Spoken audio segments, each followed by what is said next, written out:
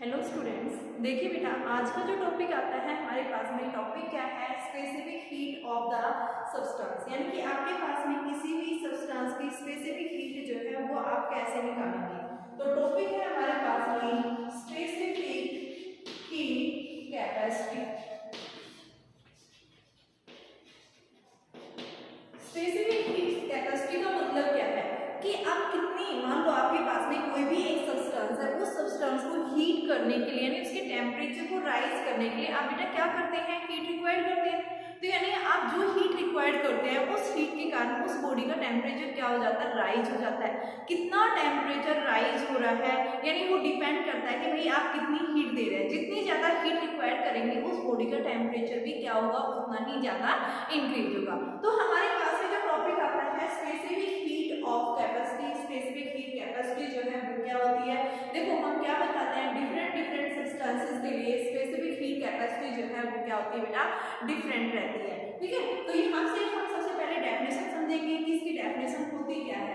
तो specific heat का मतलब क्या है कि आपने वो डिपेंड करता है कि आपके पास में सब्सटेंस किस तरह का है, किस मटेरियल का बना हुआ है। तो इसके लिए मान लो मैंने क्या ली, एक बॉडी ली, उस बॉडी को मैंने हीट रिक्वायर्ड की, कितनी? Delta Q.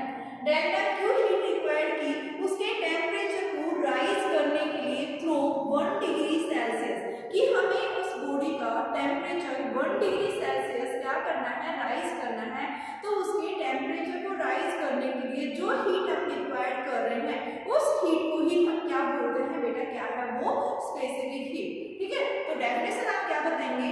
Amount of heat required to raise the temperature of unit mass of the substance through 1 degree Celsius। क्या डेफिनेशन लिखेंगे? Amount of specific heat capacity is the amount of heat required to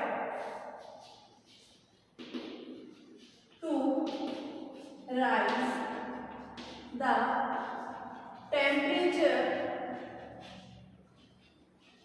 of given mass of a substance through 1 degree Celsius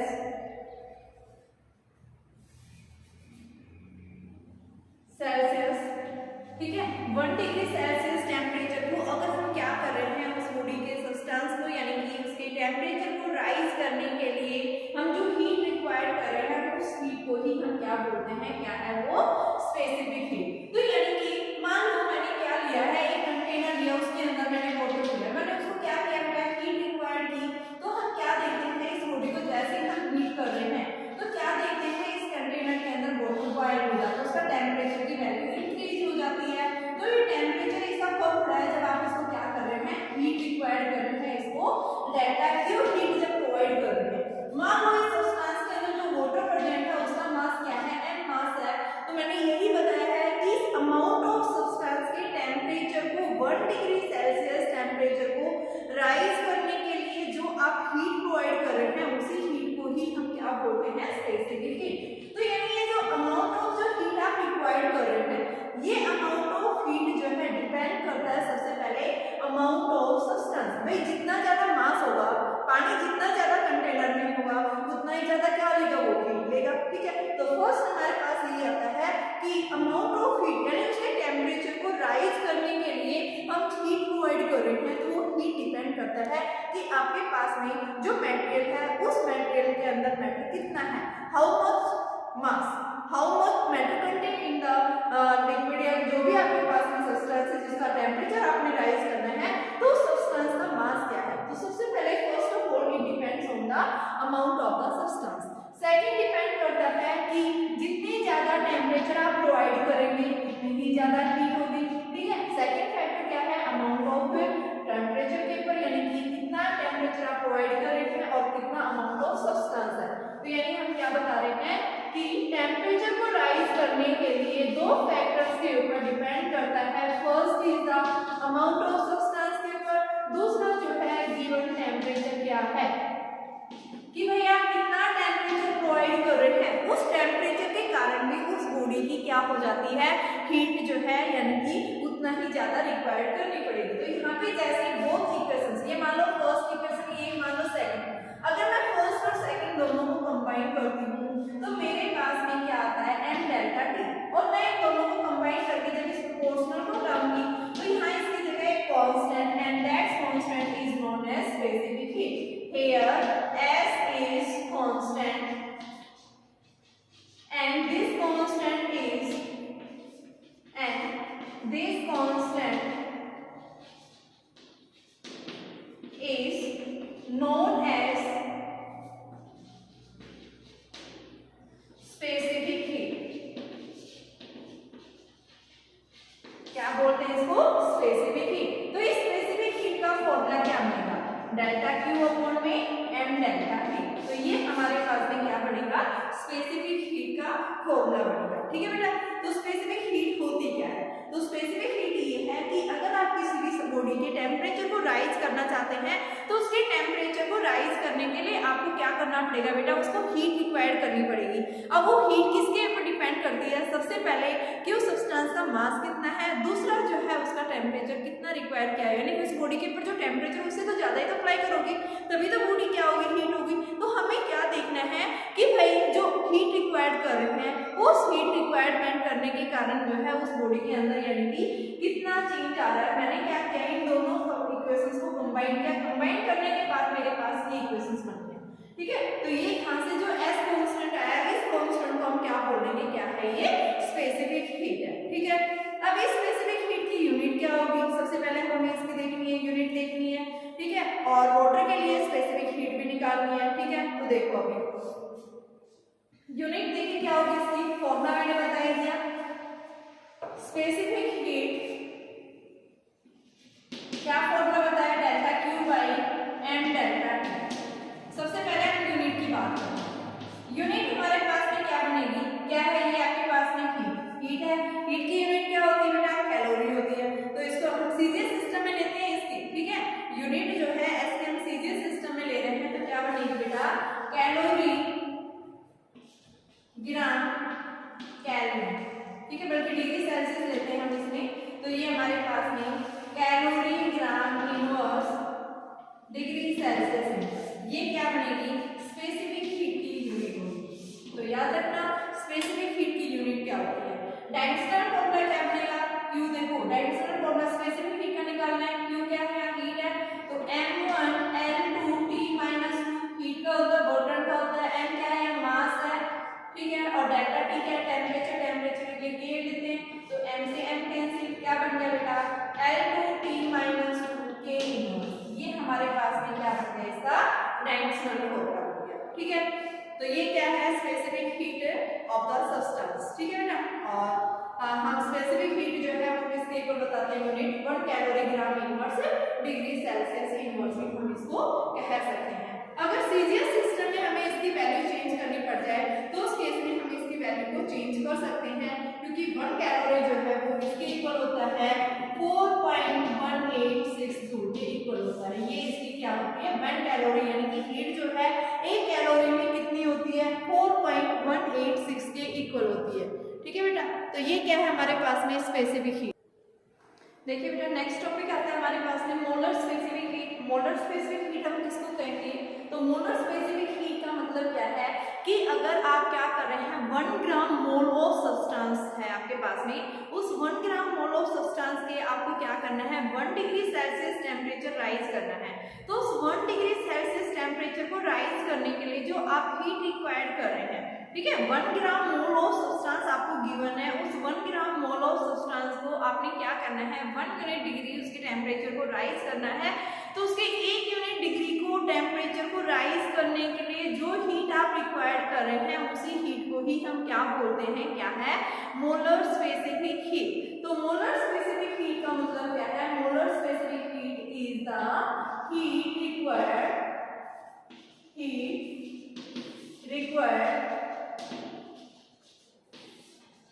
to rise the temperature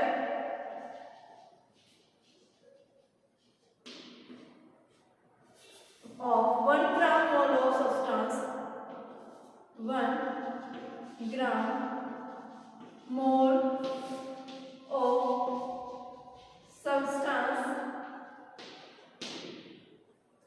is given through 1 degree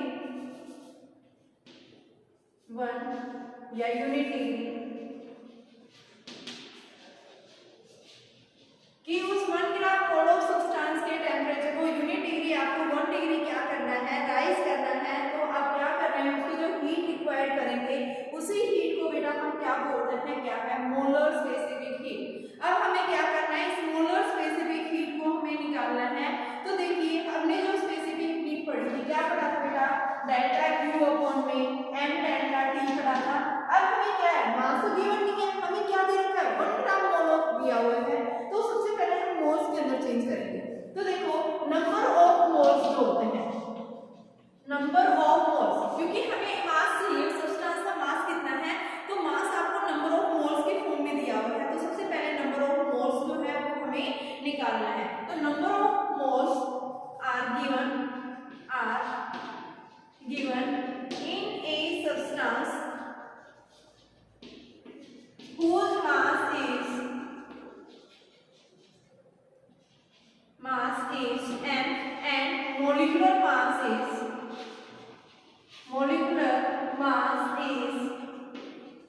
capital M given है। तो यहाँ पे आपके पास number of moles जो होता है, mass of substance to the molecular mass. तो बेटा हमारे पास में ये मास ऑफ सब्सटेंस जो आएगा वो nm के इक्वल आएगा। मैं यहाँ उठा के पुट कर दूं इसको, तो मेरे पास क्या आएगा, डेल्टा क्यू अपॉन में m डेल्टा टी। ये क्या है, ऐसा आ गया। इस m को मैं इधर ले जाऊं तो मेरे पास में ms is equal to delta Q upon में n डेल्टा टी, ठीक है। और m into s यानी मोलिकुलर मास और स्पेसिफिक हीट का जो आपके पास में वैल्यू आती है, उसी कांस्टेंट यानी इस वैल्यू को ही हम क्या बोलते हैं, क्या है, मोलर स्पेसिफिक हीट। तो ये हमारे पास में क्या मिल जाएगा, n डेल्टा टी। तो here is the molar specific heat is the n into s। ये फॉर्मूला याद रखना है, ठीक है। यानी ms आप दिखा सकते हैं डेल्टा क्यू अपॉन में n डेल्टा टी। ये फॉर्मूला ध्यान रखना है। इस फॉर्मूले को हम क्या बोलते हैं, मोलर स्पेसिफिक हीट। देखो अभी इससे पहले मैंने बात की थी ओनली स्पेसिफिक हीट की। स्पेसिफिक हीट क्या होता है कि आपको कोई भी मास गिवन है, ठीक है, इसमें कोई फिक्स नहीं होता कि कोई भी मास आपको गिवन है, उस मास को आप क्या कर रहे हैं, हीट कर रहे हैं। उसके टेम्परेचर को राइज करने के लिए आपके पास जो भी गिवन सब्सटेंस है, उस गिवन सब्सटेंस के टेम्परेचर को राइज करने के लिए आप जो हीट रिक्वायर्ड कर रहे हैं, उसी हीट को हम क्या बोलते हैं, यानी कि स्पेसिफिक हीट।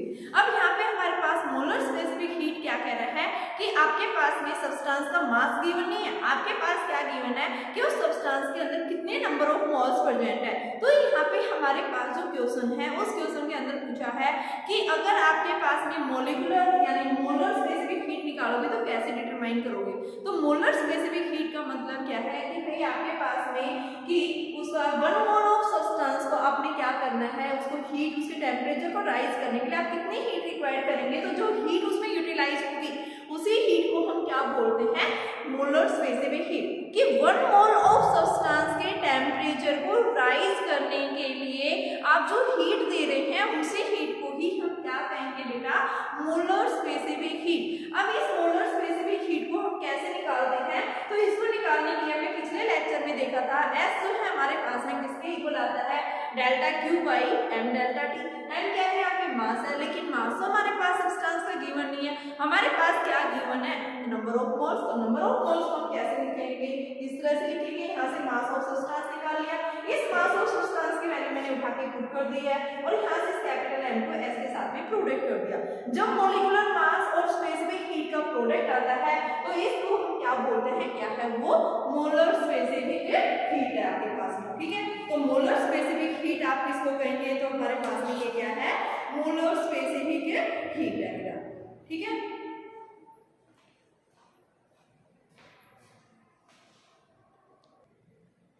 देखिए बेटा नेक्स्ट आता है हमारे पास में लेटेंट हीट। देखो आपके पास में जो बुक में दिया हुआ है, क्या क्या दिया हुआ है बेटा, सबसे पहले आपके पास में हीट कैपेसिटी और फिर दे रखा है इक्विवेलेंट कैपेसिटी ऑफ वाटर, वो सेम है तो उसको आप खुद कर सकते हैं। अभी जो मैं नेक्स्ट करवा रही हूँ लेटेंट हीट के बाद में हम करेंगे कैलोरीमीटर, ठीक है।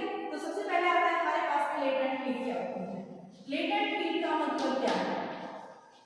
लेटेंट हीट का मतलब किसी भी सब्सटेंस को आप क्या कर रहे हैं बेटा, उसके स्टेट को चेंज करने के लिए, स्टेट को चेंज करने के लिए आप क्या कर रहे हैं, उसको कितनी हीट रिक्वायर्ड कर रहे हैं जब टेम्परेचर उसका क्या है, कांस्टेंट है।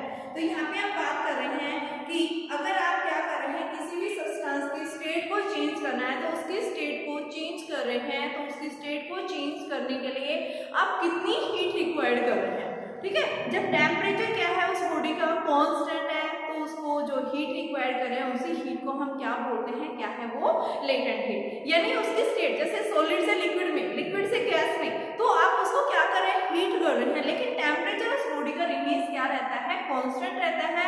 तो हम क्या बता रहे हैं, स्टेट्स को चेंज करने के लिए जो हीट हम रिक्वायर्ड करते हैं बिना उस बॉडी की जो है टेम्परेचर को चेंज किए हुए, तो जो हीट आपने रिक्वायर्ड की उसी हीट को हम क्या बोलते हैं बेटा, लेटेंट हीट, ठीक है। तो लेटेंट हीट को हम क्या बताते हैं कि amount of the heat required कर रहे हैं, ठीक है। तो ये जो हीट जो है ये किसके ऊपर डिपेंड कर रही है, अमाउंट ऑफ सब्सटेंस। तो जैसे हम इस प्रोपोर्शनल को हटाते हैं, इसकी जगह कांस्टेंट आ जाता है, तो यहाँ से इस कांस्टेंट की वैल्यू क्या होगी हमारे पास में, Q/N, and this constant is known as the latent heat. तो लेटेंट हीट आप क्या बताएंगे, क्या होती है, latent is the heat required to change the states, ठीक है, at the constant temperature of a given body. जो भी बॉडी आपके पास गिवन है उस बॉडी की स्टेट को हमें चेंज करना है, तो उसकी स्टेट को चेंज करने के लिए आप क्या कर रहे हैं, उस बॉडी को हीट रिक्वायर्ड कर रहे हैं। जब टेम्परेचर क्या है उस बॉडी का कांस्टेंट है, तो बेटा जो हीट देंगे उसी हीट को हम क्या बोलेंगे, क्या है वो, लेटेंट हीट। और लेटेंट हीट को हम किससे डिनोट करते हैं, L से डिनोट करते हैं, ठीक है बेटा। तो ये आता है हमारे पास लेटेंट हीट। अब हम बात करेंगे कैलोरीमीटर, इसके ऊपर क्वेश्चंस हम दोनों के, क्योंकि आपके पास में स्पेसिफिक हीट के इतने क्वेश्चंस नहीं मिलते जितने हमारे पास में कैलोरीमीटर के क्वेश्चंस मिलते हैं। सबसे पहले कैलोरीमीटर होती क्या है, कैलोरीमीटर, कैलोरीमीटर जो है ये डिवाइस होता है जो हमारी लैब में भी है, लेकिन हम पहले उसको यूज करते थे, प्रैक्टिकल्स होते थे, लेकिन अभी सिर्फ हम बच्चों को स्पेसिफिकली दिखाने के लिए हमने रखा हुआ है कि भाई किस तरह से कैलोरीमीटर होता है। कैलोरीमीटर जो है वो क्या होता है, कैलोरीमीटर एक ऐसा डिवाइस है जो क्या करता है, स्पेसिफिक हीट को मेजरमेंट करता है, उस डिवाइस को हम क्या बोलते हैं, क्या है वो, कैलोरीमीटर। तो कैलोरीमीटर यानी कि आप क्या बताएंगे, क्या करता है, ये लेटेंट हीट या स्पेसिफिक हीट को मेजरमेंट करने के लिए हमारे पास में ये एक मेथड होता है। इस मेथड के थ्रू हम क्या कर सकते हैं, स्पेसिफिक हीट या फिर लेटेंट हीट को हम डिटरमाइन कर सकते हैं। होता क्या है इसके अंदर, देखो आपके पास एक वुडन बोर्ड होगा, इस वुडन बोर्ड के अंदर यहाँ पे इंसुलेटर का काम करेगा, जैसे यहाँ पे लगा देते हैं कॉटन वगैरह लगा देते हैं ताकि हीट ट्रांसफर ना हो, इस तरह से करते हैं। और इसके बीच में एक कंटेनर रख देते हैं, एक वेसल रख देते हैं। मान लो जो हमारे पास में लैब में जो है वहाँ पे हमने कॉपर या एल्यूमिनियम का वेसल आप इसके बीच में रख सकते हैं, कॉपर या एल्यूमिनियम का वेसल रखा होगा, ये पूरा बंद होगा, एकदम से पूरा बंद होगा बेटा। ये यहाँ पे इसके अंदर दो होल्स होते हैं, एक होल के थ्रू थर्मोमीटर लगा होता है, क्या लगा होगा, थर्मोमीटर लगा होगा, और दूसरे होल के अंदर क्या होगा, यहाँ पे एक स्टीरियर होगा, स्टीरियर यानी कि जो हिलाने वाला, जिसको आप स्टैंड से हिला सकते हैं। यहाँ इसके अंदर पहले वाटर था, ठीक है, वाटर था एट द नॉर्मल टेम्परेचर, को कोल्ड था। अब मैंने इसके अंदर क्या डाल दिया, कुछ ऐसा सब्सटेंस इसके अंदर डाल दिया जिसका टेम्परेचर इसके कंपैरिजन क्या है, हाई है, ठीक है। ये मैंने कॉपर वेसल लिया हुआ है, इस कॉपर वेसल के अंदर मैंने क्या किया कि कोई एक सब्सटेंस ऐसा डाल दिया जिसका टेम्परेचर क्या है, हाई होगा।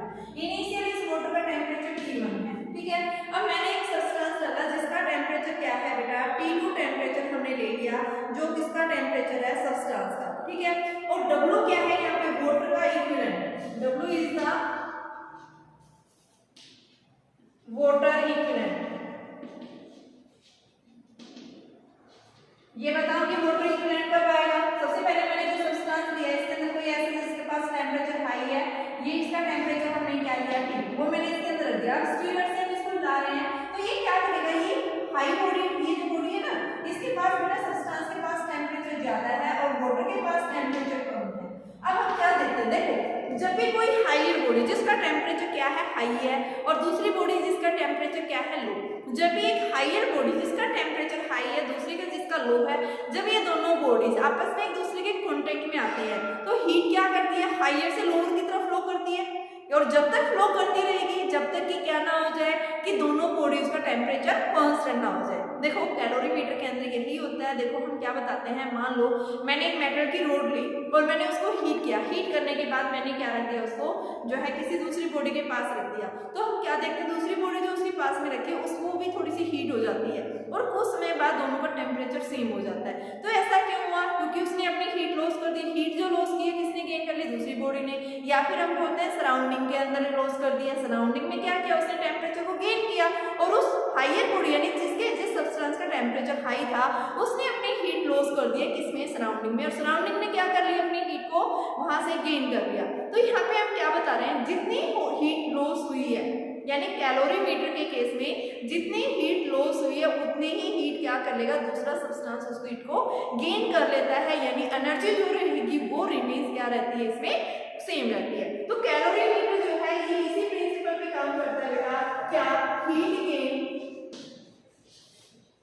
by one body is equal to heat loss by another। जितनी हीट लॉस होगी दूसरी बॉडी क्या करेगी, उतनी ही हीट को गेन कर लेती है। तो यानी इसी के ऊपर क्या करता है, ये काम करता है। जब तक हीट लॉस करता रहेगा जब तक कि टेम्परेचर क्या ना हो जाए, इक्वल ना हो जाए। तो यहाँ पे हमने क्या कर रखा कि ये जो आपके पास में कैलोरीमीटर होता है, डिवाइस होता है जो क्या करता है, हीट को मेजरमेंट करने के लिए लेते हैं।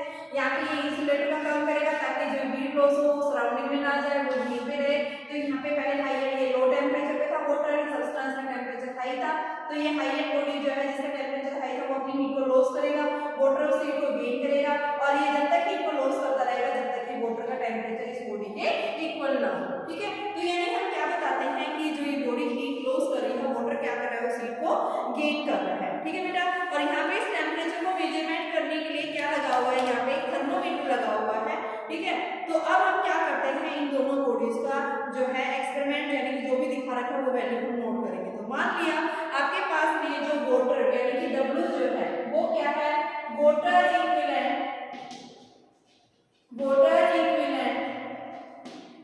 ऑफ मिक्सचर, यानी किसका मिक्सचर है ये आपके पास में, यानी कि कैलोरीमीटर और वाटर, कैलोरीमीटर एंड स्टीरम। कैलोरीमीटर ये हो गया, ये जो वेसल है ना इसको कैलोरीमीटर बोलनी है। वाटर इक्विवेलेंट ऑफ कैलोरीमीटर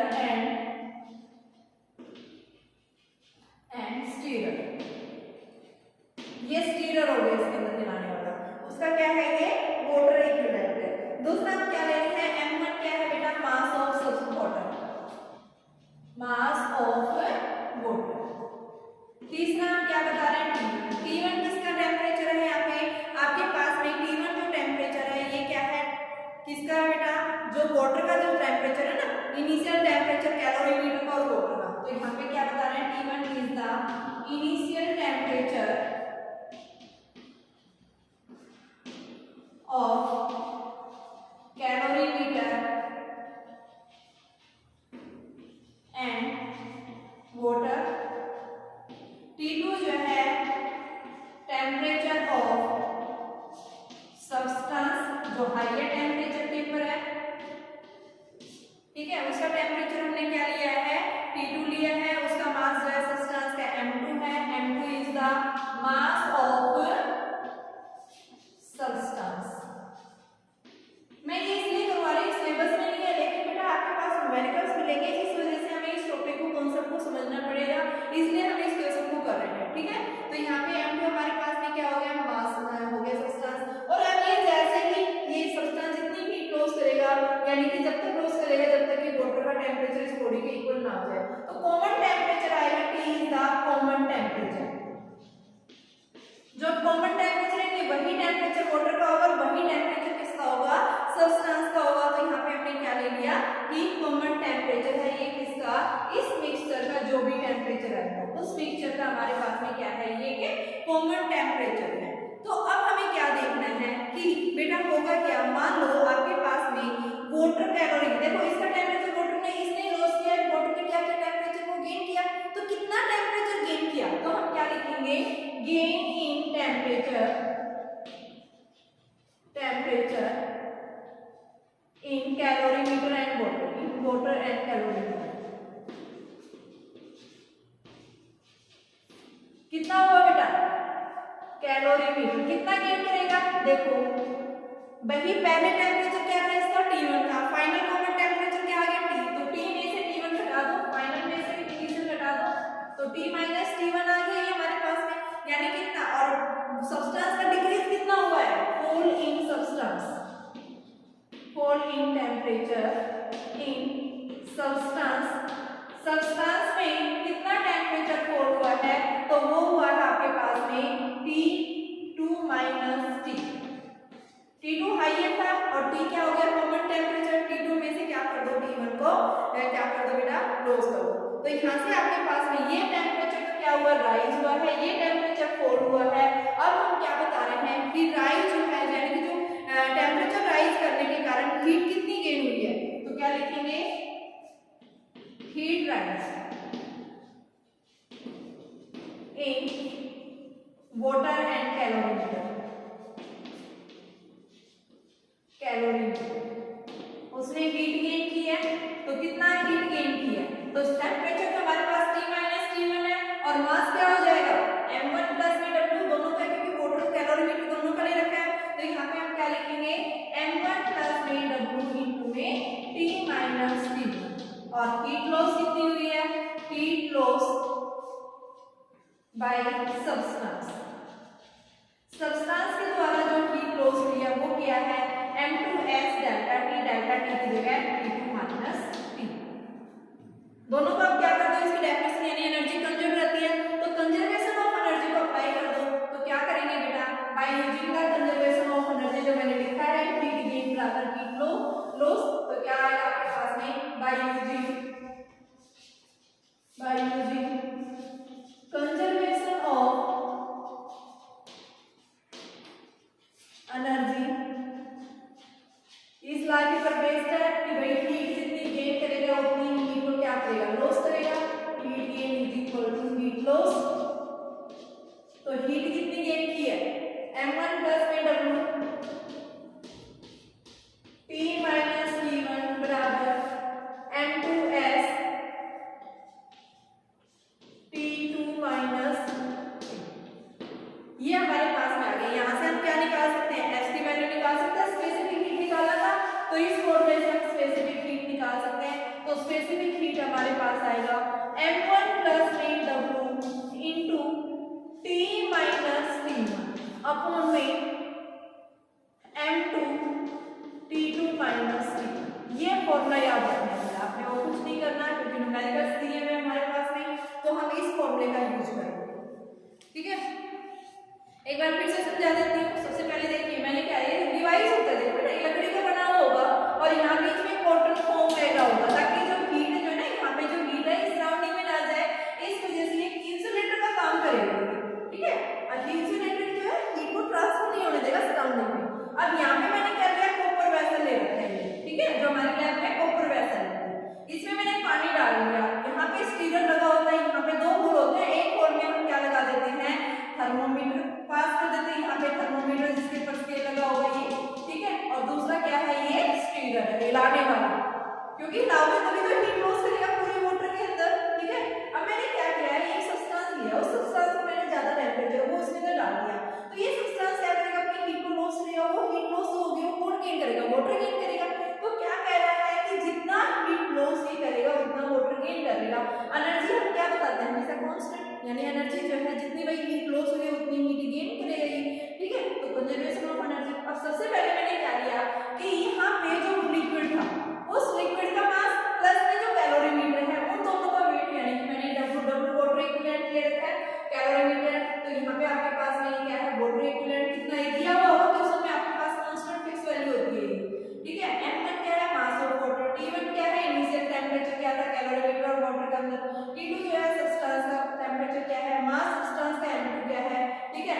अब ये क्या कर रहा है इसने अपनी हीट लॉस की, तो ये क्या करेगा वाटर गेन करेगा, तो गेन कितनी करेगा T माइनस टेम्परेचर के अंदर चेंज हुआ, ये इसका फुल टेम्परेचर हुआ, तो हीट क्या होती है प्लस डेल्टा T, तो यहाँ पे हम क्या बता रहे हैं कि स्पेसिफिक हीट वाटर की 1 होती है बेटा, तो यहाँ से m1 plus w into T minus T1, तो यहाँ पे मैंने 1 ले रखा है, और ये सब्सटेंस ने कितनी लॉस की है, तो हमें सब्सटेंस की तो स्पेसिफिक हीट नहीं पता ना, तो इस वजह से हमें इसकी एस लेनी है, हमें तो इस सब्सटेंस की स्पेसिफिक हीट निकालनी है। यहाँ पे वाटर है तो वाटर की स्पेसिफिक हीट 1 हो गया और यहाँ पे भी मैंने इन दोनों को अप्लाई कर दिया। ये मेरे पास उस अननोन सब्सटेंस की क्या आ जाएगी, स्पेसिफिक हीट को हम निकाल सकते हैं, हम डिटरमाइन कर सकते हैं। तो हमारे पास में ये क्या आ गई, उस सब्सटेंस की स्पेसिफिक हीट की वैल्यू डिटरमाइन करनी है। ठीक है, अब जैसे इसी के ऊपर मेरे पास क्वेश्चन है, उस क्वेश्चन की बात कर रही हूँ मैं।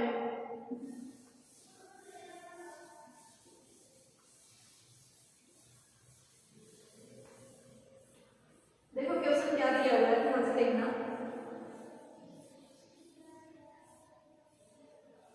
हमारे पास क्वेश्चन दिया हुआ है calculate the amount of heat required to convert, कि आपने बल्कि इस क्वेश्चन की बजाय चलो यही देख लो पहले। Amount of heat required to raise the convert 1 kilogram of ice at -10 degree Celsius, कि आपने जो है आइस का टेम्परेचर -10 से 0 डिग्री सेल्सियस राइज करना है। ठीक है, steam at 100 degree Celsius to normal pressure. Specific heat जो है वो दे रखी है आपको कि कितनी दे रखी है, specific heat of ice 2100 joule kilogram inverse kelvin inverse. ठीक है, लेटेंट हीट जो है वो दे रखी है आइस की, लेटेंट हीट ऑफ आइस वो गिवन है बेटा कितनी, 3.36 इंटू 10⁵। ठीक है, जूल किलोग्राम इनवर्स। ठीक है, और specific heat capacity of water, water की जो स्पेसिफिक हीट कैपेसिटी जो है वेरी सोर्स में दे रखी है ये joule kilogram, specific heat capacity of water. ये गिवन है, ये नहीं दी हुई तो हम 1 रख लेते हैं ऐसा ही सिस्टम में, जूल किलोग्राम केल्विन इनवर्स। ये है बेटा आपके पास।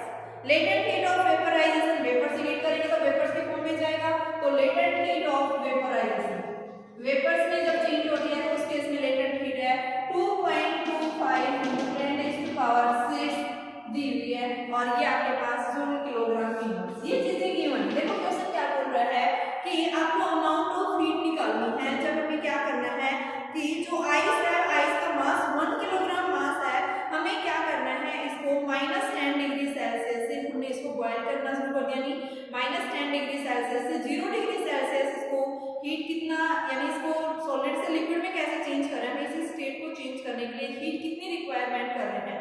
तो सबसे पहले हमें क्या देखना है कि हीट जो है इसके टेम्परेचर को -10 डिग्री सेल्सियस से, क्योंकि इसने बोला स्टीम जो है, क्योंकि आपके पास जो आइस है यहाँ पे बोला -10 डिग्री सेल्सियस से 100 डिग्री सेल्सियस में इसको चेंज करना है टेम्परेचर। तो सबसे पहले हम क्या करें, इसको -10 डिग्री से 0 डिग्री सेल्सियस में इसको हीट कितनी रिक्वायरमेंट करेंगे। तो बेटा यहाँ से हम इसके स्टेट को चेंज कर रहे हैं। ठीक है, तो यहाँ पे जो हीट रिक्वायर की है वो क्या है, delta Q, ms delta T.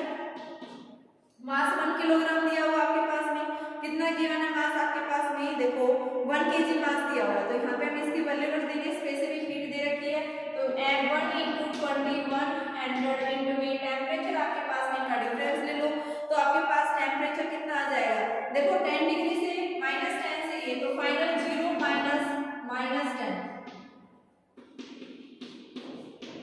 तो ये हमारे पास में आ जाएगी 2100 इंटू में 10, तो 21 इंटू 10⁻3।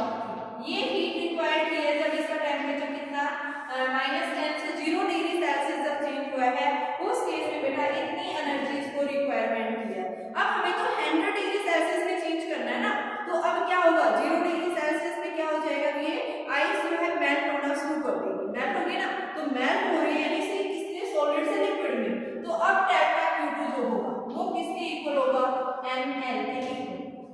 ठीक है, मास इसका 1 दे रखा है, लेटेंट हीट दे रखी है आपके पास में, कितनी दे रखी है बेटा, आइस का, क्योंकि आइस को हमने स्टेट चेंज करी है, तो 1 इंटू में 3.36 इंटू 10⁵, तो वैल्यू हमारे पास 3.36 इंटू 10⁵ जूल रहेगी। कितनी हीट रिक्वायर्ड कर रही है। तीसरे केस में ये तो अब हमने देखो सॉलिड से पहले -10 डिग्री से 0 डिग्री सेल्सियस लेके आए, ठीक है, 0 डिग्री से अब उसमें क्या करेंगे, उसको आइस से लिक्विड में चेंज करेंगे, तो लिक्विड में चेंज कर दिया, अब 0 से 100 डिग्री, तो उसमें आप क्या करेंगे, डेल्टा Q जो है 0 से 100 डिग्री सेल्सियस, यानी उसको बॉयल करेंगे, ठीक है, तो स्टीम में पूछ रही है, अब बॉयल करेंगे तो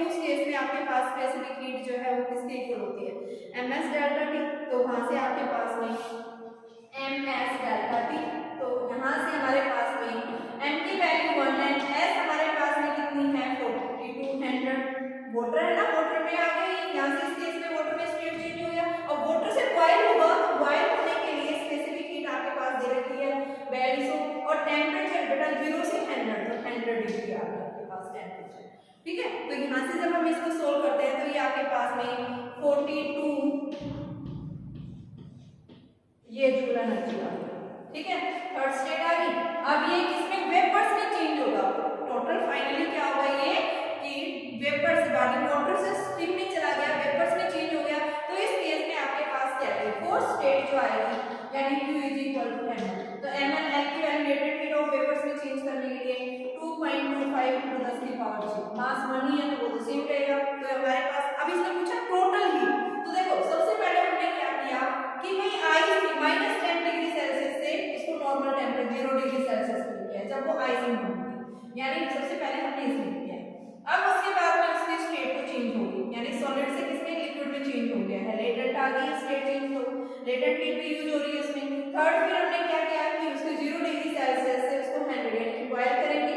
ठीक है, तो यानी कि हमने उसको गर्म करना शुरू कर दिया, हीट इतनी लगेगी। अब उसकी स्टेट फिर से जो है लिक्विड से वेपर्स में चेंज हो गया, तो वहां पे लेटेंट हीट वेपराइजेशन की फॉर्म में इतनी आ जाएगी। चारों को अब ऐड कर दो, आपके पास क्या आ जाएगी, डेल्टा Q जो आएगा delta Q1 + delta Q2 + delta Q3 + delta Q4। Total heat को आप क्या कर दो, ऐड करो, क्या दे देगा ये हमारे पास में टोटल हीट आपको इतनी रिक्वायरमेंट करनी पड़ेगी। ठीक है, इस क्वेश्चन में हमारे पास ये दिया हुआ था, देखो चारों स्टेट्स लग रही है। अब मैं एक कैलोरीमीटर के ऊपर क्वेश्चन और करवा देती हूँ, लास्ट क्वेश्चन कर रहे हैं। देखो क्या बोल रहा है आपके पास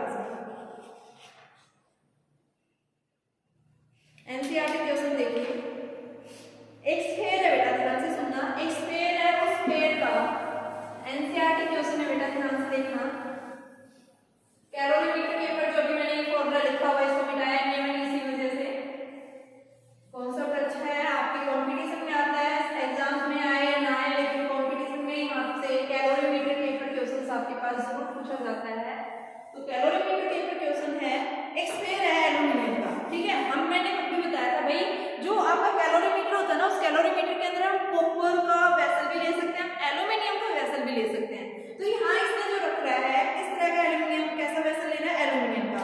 एल्यूमिनियम वेसल का जो मास है वो कितना है, 0.47 kg, 0.047 kg। Place for sufficient time in a vessel containing boiling water, यानी स्फीयर को किसमें रख दिया, स्फीयर लिया यहाँ पे, इसको कहाँ रख दिया, बॉइलिंग वाटर, गर्म पानी है, स्फीयर है, ये स्फीयर को एल्यूमिनियम का स्फीयर है, ये रख दिया इसने, एक वेसल है, उस वेसल के अंदर गर्म पानी है, उस गर्म पानी के अंदर इसको रख दिया है। ठीक है, boiling water, so that sphere is at 100 degree Celsius. 100 degree Celsius जो टेम्परेचर बताया गया है, it is then immediately transferred to 0.14 kg copper calorimeter containing. अब इसको यहाँ से निकाल के, पहले ये गर्म पानी के अंदर यहाँ से निकाल के अब इसको कहाँ रख दिया, कैलोरीमीटर के अंदर। अब कैलोरीमीटर के अंदर ये तो एक वेसल था आपके पास में, टेम्परेचर यानी बॉइल गर्म हो गया ये, अब इसको उठा के कैलोरीमीटर के अंदर रख दिया। कैलोरीमीटर के अंदर मैंने बताया वाटर है यहाँ पे। ठीक है, अब जैसे इस गर्म को यहाँ से स्फीयर को यहाँ से उठा के इसके अंदर डाल दिया, तो अब ये बोल रहा है it is immediately transferred to 0.14 kg copper calorimeter. इस कॉपर कैलोरीमीटर का जो मास है 0.14 kg मास है बेटा, और यहाँ से इस स्फीयर को उठा के इस कॉपर कैलोरीमीटर के अंदर प्लेस कर दिया। ठीक है, कंटेनिंग 0.20 यानी इसका कैलोरी इसका मास है ये, तो और साथ में वाटर का मास जो है 0.25 kg। ये कॉपर का मास है, ये वाटर का मास है, इसके अंदर जो वाटर फिल है उसका मास है ये। ठीक है, अब आपके पास पूछा है कि of water at 20 degree Celsius, water का टेम्परेचर 20 डिग्री सेल्सियस है। ठीक है, the temperature of water rise, temperature water का राइज हो गया एकदम से, और एक स्टडी वैल्यू गेन कर ली, कांस्टेंट टेम्परेचर जो कितना आया है 23 डिग्री सेल्सियस। ठीक है, क्योंकि ये कॉपर बोर्ड, ये जैसे आप स्फीयर को उठा के इसमें डालेंगे तो ये अपनी हीट को लॉस करेगा ना, जो 100 डिग्री सेल्सियस से जैसे ही आया तो यहाँ पे इसने हीट लॉस की। ठीक है, तो इसने वाटर ने गेन कर ली। अब कांस्टेंट टेम्परेचर जो 23 डिग्री आ गया है, आपको क्या बताना है, specific heat of the aluminium, यानी जैसे हम इस एल्यूमिनियम को इसके अंदर रखा है तो इस एल्यूमिनियम वेसल का स्पेसिफिक हीट आप बताइए। तो स्पेसिफिक हीट आपके पास में दोनों केस में मैं बता चुकी हूँ कि बेटा हम कैसे निकालते हैं, तो इसको निकालने के लिए आपके पास में सबसे पहले कॉपर प्लस में वाटर इक्विवेलेंट दोनों केस की वैल्यू आप निकालो। ठीक है, तो कैसे निकालोगे? सबसे पहले देखो, यहां से जो एल्यूमिनियम था, एल्यूमिनियम का ये था, ये एल्यूमिनियम ले लो, इसको ये कॉपर ले लो। एल्यूमिनियम के केस में जो हीट लॉस हुई है, हीट लॉस बाय एल्यूमिनियम, इसका मास जो है एल्यूमिनियम वाले का मास M2 आपके पास गिवन है, कितना है 0.047, तो यहाँ पे 0.047। स्पेसिफिक हीट मुझे नहीं पता, टेम्परेचर मुझे पता था भाई, इनिशियल 100 डिग्री पे था वो, और बाद में कितना कांस्टेंट है 23, तो 100 माइनस 23, तो ये इक्वेशन आ गई 0.047 S into 10 में से 3 गए 7, 9 में से 2 गए 7, 77 डिग्री सेल्सियस बन गया ये हमारे पास में, यानी ये इक्वेशन आ गई। अब दूसरा कॉपर कैलोरीमीटर जो है उस केस में हम बात करेंगे, तो कॉपर कैलोरीमीटर के केस में आपके पास में क्या आ जाएगा बेटा, दूसरा जो हीट गेन की है कॉपर कैलोरीमीटर में, तो आपके पास कॉपर भी है, mass of copper, specific heat of copper, और टेम्परेचर क्या आएगा T minus T not. Initial temperature क्या था, ये जो 23 था उसका 20 डिग्री सेल्सियस टेम्परेचर दिया हुआ था ना आपके पास में, और साथ में क्या है वाटर का मास प्लस में स्पेसिफिक हीट इनटू में T माइनस T, यहाँ पे वैल्यू रखेंगे, तो ये वैल्यू हमारे पास M copper specific heat of copper plus में mass of water specific heat of water into में T माइनस T, ये हीट लॉस होगी, ये हीट गेन होगी, ये लॉस होगी, ये गेन होगी, दोनों तरफ को फ्रॉम इक्वेशन, ये फर्स्ट थी, ये इक्वेशन सेकंड है, तो फ्रॉम फर्स्ट एंड सेकंड हम क्या ऑब्जर्व करते हैं बेटा, फ्रॉम फर्स्ट एंड सेकंड हम ऑब्जर्व करेंगे, from first and second 0.047 into में S इनटू में 77 is equal to mass of copper, copper का मास आपके पास कितना दे रखा है 0.14 दिया हुआ बेटा, 0.14 प्लस में स्पेसिफिक हीट ऑफ कॉपर दे रखी है 0.386 इनटू 10 की पावर 3 प्लस में मास ऑफ वाटर, वाटर का जो मास है वो आपके पास में कितना दिया हुआ है 0.25 और स्पेसिफिक हीट 0.418 इनटू 10 की पावर 3, और टेम्परेचर बेटा कितना चेंज हुआ है T माइनस T नॉट, यानी T कितना था 23 और T नॉट कितना है 20। S निकाल दो यहाँ से, तो S की वैल्यू जो आएगी इसको क्या कर दो, उससे डिवाइड कर दो 0.047 इनटू 76, ये ध्यान रखना, सीधा सा फॉर्मूला है, ये आपके पास में आंसर आ जाएगा। देखो मैं एक बार फिर से रिपीट कर रही हूँ, मेरे पास ये था भाई, आपके पास एक गर्म पानी है ये, ठीक है, गर्म पानी के अंदर हमने एल्यूमिनियम स्फीयर डाला, यहाँ पे मैंने इसको हीट किया 100 डिग्री सेल्सियस पे, इसका टेम्परेचर बढ़ गया एल्यूमिनियम का, अब इसको उठा के इसने कॉपर कैलोरीमीटर के अंदर इंसर्ट कर दिया। कॉपर कैलोरीमीटर में मैंने बता रखा है क्या होता है, लिक्विड होता है, जैसे हम इसको उठा के डालेंगे इसमें, जैसे ही हम वाटर के अंदर डालेंगे तो होगा क्या कि ये जो कॉपर है, ये आपके पास जो एल्यूमिनियम स्फीयर है, ये अपनी हीट को लॉस करेगा ना, और ये क्या करेगा, वाटर उसको गेन कर लेगा। तो यहाँ पे हम बता रहे हैं कि इसने जितनी हीट लॉस की है वो किसके इक्वल आएगी, हीट गेन के इक्वल आएगी। मैंने वही फॉर्मूला अप्लाई किया, ये जो फॉर्मूला था, ठीक है। यहाँ से देखो M1 ये किसका मास था, बॉडी का, ये जो आपके पास जैसे कॉपर का ले लो और ये वाटर का, ठीक है। स्पेसिफिक हीट हमारे पास यहाँ पे दोनों की अलग अलग ले रखी थी, M1 S1 प्लस में वाटर की स्पेसिफिक हीट अलग अलग दी हुई थी, तो हम उसकी वैल्यू पुट कर दिए, ठीक है बेटा। तो इस तरह से आपने क्वेश्चंस करने हैं, ठीक है। आई होप आप लोगों को समझ में आ गया होगा। आप अपनी प्रैक्टिस करते रहिए बेटा, क्वेश्चंस करोगे तभी आपके लिए बेनिफिट है, जितने क्वेश्चंस आप प्रैक्टिस करोगे उतने ही आपके कॉन्सेप्ट अच्छे से समझ में आएंगे, ठीक है।